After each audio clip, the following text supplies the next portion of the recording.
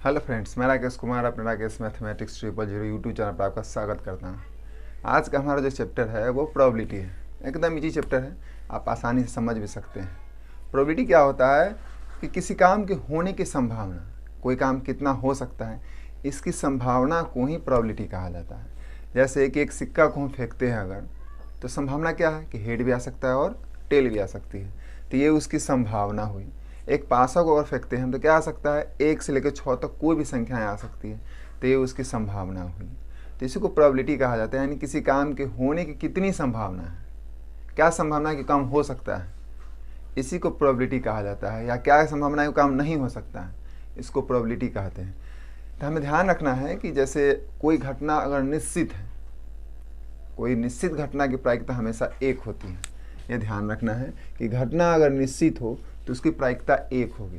Example के तौर पर लेते हैं कि कोई पूछे कि सूरज के पूरब में उगने की क्या प्रायिकता है, क्या संभावना है कि सूरज पूरब में उगेगा, तो हम जानते हैं कि तो निश्चित ही है कि सूरज पूरब में ही उगेगा, तो चूँकि इसकी प्रायिकता क्या होगा, 1 होगा। हमें ध्यान रखना है, तो कोई भी घटना अगर निश्चित हो तो उसकी प्रायिकता 1 होगी, ये ध्यान रखना है। दूसरा याद रखना है, अनिश्चित घटना की प्रायिकता जो होता है वो 0 होता है।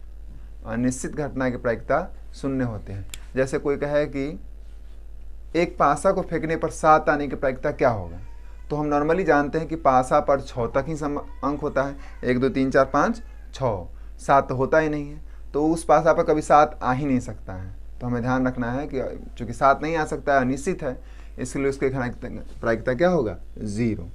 ध्यान रखना है, संख्या अगर प्रायिकता कोई घटना अगर निश्चित हो तो उसकी प्रायिकता 1 होगी, अनिश्चित है तो प्रायिकता 0 होगी। और भी याद रखना है, प्रायिकता का जो सीमा होता है, मान होता है, प्रोबेबिलिटी का जो मान होता है, किसी भी चीज़ के प्रोबेबिलिटी का जो मान होता है वो या तो 0 हो सकता है या 0 से बड़ा।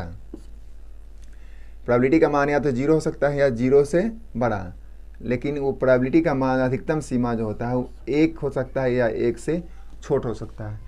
इस चीज़ से हमें ध्यान रखना है कि प्रायिकता का जो मान होता है वो 0 और 1 के बीच में होता है। तो कभी भी प्रोबेबिलिटी जो होता है वो माइनस में नहीं हो सकता है। दूसरा, प्रोबेबिलिटी कभी भी आपका 1 से बड़ा नहीं हो सकता है, 2 नहीं हो सकता है, 3 नहीं हो सकता है, 8/4 नहीं हो सकता है। कि प्रायिकता का जो मान होता है, अगर किसी भी चीज़ की प्रायिकता दिया हुआ है, होने की प्रायिकता दिया हुआ है, यानी प्रोबेबिलिटी ऑफ ई अगर आपको दिया हुआ है कि मान लें कि 0.4, किसी काम के होने की प्रायिकता 0.4 अगर दिया हुआ है, तो उसके नहीं होने की प्रायिकता अगर निकालना हो, जैसे P डैश उसको हम लिखते हैं, तो इसके नहीं होने की प्रायिकता का फॉर्मूला होता है 1 माइनस होने की प्रायिकता, तो 1 माइनस 0.4 यानी 0.6। आगे हम देखते हैं कि किसी भी घटना में कुल संभावना क्या हो सकती है। जैसे क्वेश्चन पूछा जाए आपसे कि ये सिक्का उछालते हैं या 2 सिक्का उछालते हैं, 1 पासा उछालते हैं, 2 पासा उछालते हैं, उस समय उसकी कुल संभावना क्या होती है, ये चीज़ आपको ध्यान रखना बहुत आवश्यक है। तो पहले इस चीज़ को हम लोग देख लेते हैं। जैसे जब एक सिक्का का चर्चा आवे, एक सिक्के को उछालने पर, तो एक सिक्का को जब भी उछालेंगे हम, तो इसको हम लोग मान लो कुल घटना को या कुल संभावना को हम एस लिखते हैं। एस यानी किसी घटना के होने की कुल संभावना क्या है उसका। तो एस, एक सिक्का का जब भी चर्चा आवे तो या तो हेड होगा या फिर टेल होगा, ये हमको ध्यान रखना है, या तो हेड होगा या फिर टेल होगा। तो नंबर ऑफ एस जो होगा हमारा 2 होगा। दूसरा ध्यान रखना है, अगर 2 सिक्कों को उछालते हैं, सिक्के को उछालने पर अगर जैसे 2 सिक्का का उछाला जाए तो एस संभावना क्या हो सकता है, हो सकता है कि दोनों पर हेड आवे, हो सकता है कि पहले हेड और बाद में टेल आवे, या हो सकता है कि पहले टेल बाद में हेड आवे, या हो सकता है कि दोनों पर हेड आवे। तो ये जो कुल संभावना हुई, नंबर ऑफ एस होगा वो 4 होगा। यानी जब भी 2 सिक्का को उछाला जाएगा तो कुल संभावनाएं 4 होगी। और देखते हैं हम, अगर 3 सिक्का को उछाला जाए, सिक्के को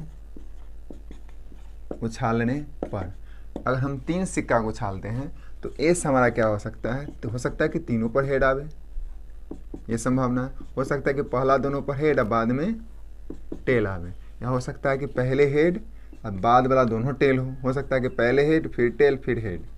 या हो सकता है कि तीनों पर टेल आवे, या पहले टेल फिर टेल बाद में हेड, या टेल हेड हेड, या फिर हो सकता है कि टेल हेड टेल।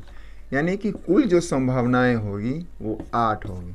हमें ध्यान रखना है जब भी 3 सिक्का को उछालने पर प्रश्न आएगी, ऐसा प्रश्न जिसमें 3 सिक्का का चर्चा हो, तो जो हमारा एस होगा वो होगा 8। इस प्रकार से ध्यान रखना है। तो सिक्का चूंकि 10th में 3 तक पूछता है तो आपको इतना ध्यान रखना है। आगे देखते हैं हम कि जब पासा की चर्चा हो तब, यानी पासे को फेंका जाए तब, जैसे एक पासे का चर्चा हो, एक पासे को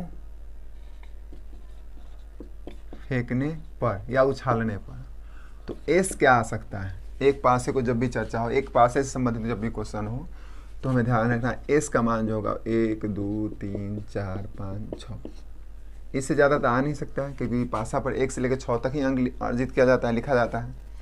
जब 2 पासे का चर्चा हो, 2 पासे को उछालने पर, तो एस क्या आ सकता है, इससे देखिए। जब 2 पासे को फेंकेंगे तो हो सकता है कि पहला पर 1 आवे, दूसरा पर भी 1 आवे, पहले 1 फिर बाद में 2 आवे, फिर 1 3 1 4 1 5 1 6 हो सकता है।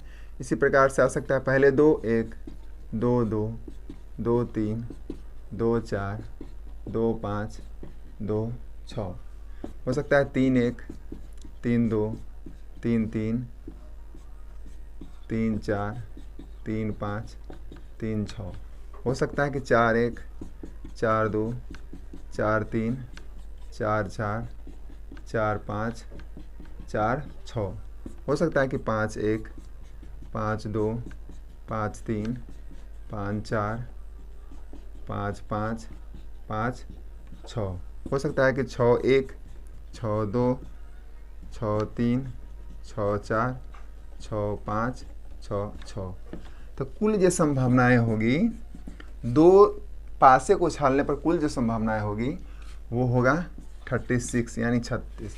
जब भी ऐसा प्रश्न आवे जिसमें 2 पासे का चर्चा हो कि 2 पासे को उछालने पर, तो हमेशा हमें ध्यान रखना है कि नंबर ऑफ एस जो होगा हमारा वो होगा 36। ये चीज़ ध्यान रखना।